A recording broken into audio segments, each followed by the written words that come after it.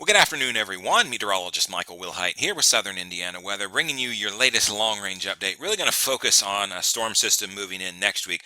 Pretty decent sized storm system. Could end up having some strong to severe thunderstorms with it. That's going to be the main part of our focus. And then we'll also talk about the temperature trends throughout the month of February. Right now, if you like snow, it's just not looking good, to be completely honest. But we'll dive into the data and we'll get with you. Here's a look at what's going on over the nation right now. And you can see really not a whole lot going on here. High pressure pretty much large and in charge of us. Our storm system is actually moving onshore here. That's going to come to us on Monday and Tuesday, primarily Tuesday, whenever any chance of major severe would come through here. And so it's got a little ways still to go to us. You zoom in on our area right now here, and we're at 1:19 Eastern time here on Saturday, and temperatures are still cold around the area. We're running in the, near freezing up around Indianapolis to 36 there in Evansville and in Louisville. So still pretty cool day around here, but we started off at 10 here at the weather office this morning, so we have warmed up quite a ways with those a decent amount of sunshine with a few clouds outside.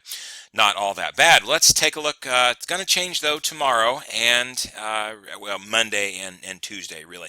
So the Storm Prediction Center has got us under a marginal risk here just for the small corner of the state here on Monday. We will have some showers and some storms possibly move in on Monday.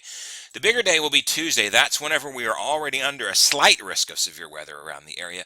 That's what the 15% hatch here is. And you can see most of the state covered with this, and we're going to talk about what you can expect with this really as we go through. So let's look at the modeling here. I want to show you just sort of a few things.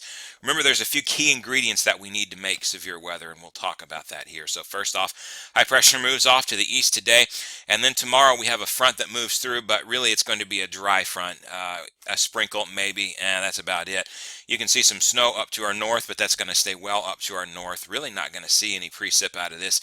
That mostly comes away. You've got another high pressure that sort of slides in down here late on Sunday and into Sunday night. And then by the time Monday comes, you've got the first waves moving in. By Monday afternoon, you've got some showers starting to move in here. But watch this storm system that's entering into the northwest up here. Watch it quickly. This low basically going to hit the Rocky Mountains, and you see it transfer its energy across the Rocky Mountains to a new low. And then you've got our low over here spawning and coming off of the mountains. That low transfers its energy over here, and it's that low that's going to drag the cold front with it on Tuesday that could give us a little bit of severe weather. Now, there's some mixed signals at this point. There's a lot of questions on it. The question is, how much rain are we going to see? So as far as wind energy is concerned, we've got a pretty good amount of wind energy up in the atmosphere. If we look at winds at 500 millibars here, and you look down here on your color chart, you're looking at 60 to 70 mile per hour winds up here in the mid layers of the atmosphere, even down towards the surface. If you look here at your low level jet, this would be winds at about 4,000 feet above the surface. You're looking here at winds at 50 to even 60 knots down below the surface. So equally strong winds there. And in general, remember, there's three things you got to have to get severe weather, organized severe weather. You need at least 35 to 40 knots of winds or to get that organized severe weather. Somewhere up in the atmosphere, well, we've got that, both up at the mid-levels and down closer towards the surface as well. So it wouldn't take much for anything for those thunderstorms to tap into that kind of energy, so that's sort of concerning. The other thing, though, that we've got to need is some sort of a lifting mechanism to fire the storms off. That'll be the front. We got that covered. But you also have to have some fuel for these storms, and that's what we call instability. That comes in the form of warmth and moisture. Well, we may have the warmth. Look at this. The GFS is predicting temperatures up into the 60s on Tuesday. It's February, folks. This is ridiculous, but this is forecasting a high there in Evansville of 66 on Tuesday, 59 as far north as Indy. So the warmth certainly going to be there as well. Let me show you the moisture coming in with this right now. So we're looking at dew points, all right? Dew points is a measure of moisture in the atmosphere. We are dry as a bone right now. And watch how this over the next coming day, here we come into tonight, and then into the day on Sunday, we start to moisten up a little bit as we go through Monday. Watch this. There, the moist air starts to come in for the south, so that by the time you get here on Tuesday, we're looking at dew points well into the upper 50s here across the area. Certainly that will bring enough moisture with it, along with that warmth, to be able to funnel that into the area. So that means some very heavy rain could be seen out of that because of this. But that also gives us that chance to get the air a little bit unstable. So again, much like we normally see during the winter time, it's really going to depend on how much sunshine that we see and when this storm system rolls in. If this storm system holds off and we don't get much rain in the morning and it holds off and it stays, even partly sunny, could destabilize the atmosphere with those kind of temperatures this time of the year. We could see enough that we could get a line of storms develop and go severe later in the afternoon or evening time. That's possible. If it rains all day prior to that, you can kiss severe chances goodbye. And that's pretty much the way it usually works during the wintertime with this. So right now, high-res data does not see out. So all we're relying on is our global models, the GFS and the ECMWF, the Euro there, the Canadian, and some of the others. Those are your big three. The NAM is just now starting to see this. The NAM only sees out 84 hours, so it barely sees the storm. But the NAM has very little skill whenever it gets into the far ends of its range there. So not really relying on it until we get 36 hours and under, and then it starts to shine a little bit more. So the bottom line is, right now we do have some indications there that some of the ingredients are there that are necessary for severe weather. It doesn't mean that it's going to be severe. Now, what type of severe weather? I think this is probably going to be more linear than anything. If you take a look at the winds and the cross hairs up in the atmosphere, what you're looking at in these little wind barbs here, this is the direction of your wind at different spots. So the black is going to be up at about 40,000 feet. The blue is going to be about 4,000 feet where your low level jet is, and your red is going to be 10 meters off the ground, so near surface. And you can see all of these for us are aligned almost in the same direction. There's a little bit of veering with these, a little bit more veering down here in Kentucky than what you see up in here. So not a tremendous amount of veering. That's a possibility if, that we may get luck out on some things. You need that veering winds as you go up in order for tornadic storms to come. And so this is a sign that maybe it's going to be more linear mode than tornadoes, and that would be good. Can't rule out tornadoes with this point. There is a little bit of directional shear here, but it's mostly just speed shear. So that's something that we will keep an eye on. And if anything, it could be just a good rainmaker for us with some garden variety thunderstorms. That's possible too. In fact, we're looking at maybe an inch, even up to 2 inches in the purple here. So there's a good indication that some of that rain is going to give us some much needed rain across the area there, folks. But as far as severe weather is concerned, it's possible at this point. We do have very good, very good wind speed right now.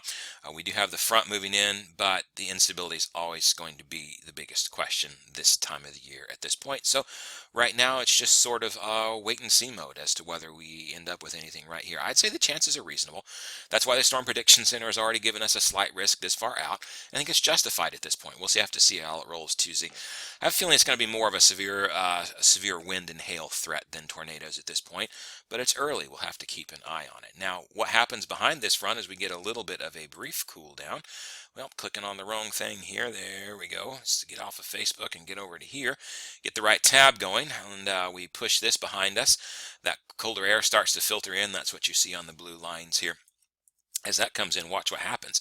There's another low pressure out here to our west that starts to sneak in. This high is going to sneak down here too. And watch this little bit of snow want to come in. And this would be Wednesday night late in the early overnight hours. And the GFS wants to give just some light snow here.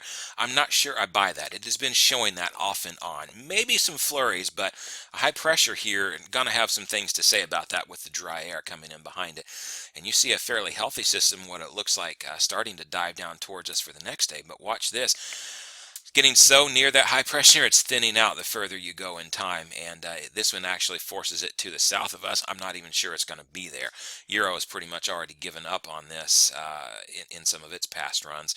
GFS still holding on to it. We'll see. I would not put any stock in this at this point. That is a pretty big high pressure, and that will likely eat away at that. I'm very doubtful that we see that snow with it. It will bring in some cooler weather, but then we're going to have a warm up that comes off behind of it again as we get some more systems later this month that will bring that. So if we take a look at the what the GFS ensembles are predicting for the next couple of weeks, Well, there you go. Monday and Tuesday, we have a very nice warm up going on.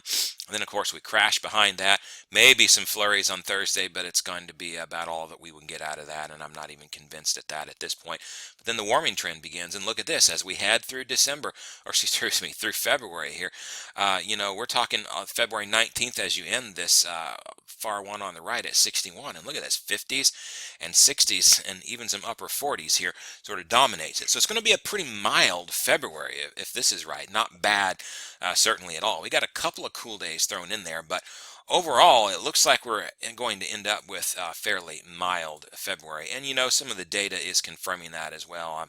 I'm pulling up here the model site Tropical Tidbits, which this is one of the sites that I show you guys a lot of the things from the models. Well, let's just really quickly here, if I can get this to work for me. It's wanting to load, and I just want to click. There we go. Let's go to the CFS model, and let me just show you here really quickly what it's doing with temperatures later this month. And this will just give you an idea. This goes in 7-day increments here, but this gives you an idea sort of on the weekly. Some of the latest runs. This is a look at the above normal temperatures as you're getting into here. And what this does is it takes the last 12 runs of the model, which is run and it's an ensemble member that has 4 different members in it. So you got multiple models factored into this, and it's just saying toasty all across the nation. Pretty much as far as the eye can see, that might start to let up a little bit as we head, here into the middle part of March is what this goes out to. But this is suggesting for us that, it's going to be a pretty toasty February all over here. I would not be surprised to see this be another one of those Februarys for the record books. We already saw a very warm January.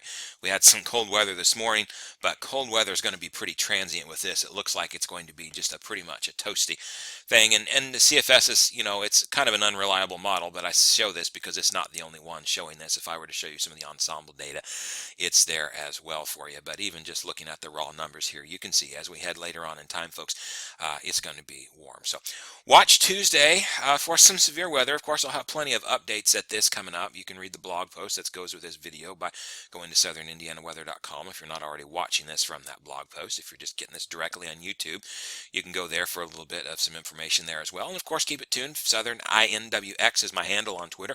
I'll be having some regular updates. I'll have regular updates for you on Facebook as well, and we'll get through this. Doesn't look like a major outbreak to me yet at this point, but it does have the potential to have some severe storms with it. We'll keep monitoring it and just expect some more updates as we get closer to time. I'm meteorologist Michael Wilhite. Have a great day, folks. Take care.